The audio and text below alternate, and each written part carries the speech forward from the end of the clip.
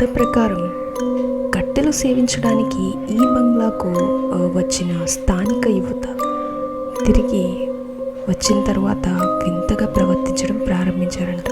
So ఎవరైతే అమ్మాయి ఆ బంగ్లాకి వెళ్ళిందో తిరిగి వచ్చాక చదువుకొని ఆ అమ్మాయి ఇంగ్లీష్లో అనర్గళంగా మాట్లాడడమే కాకుండా చదవడం రాయడం కూడా చేయగలిగిందని చెప్పింది.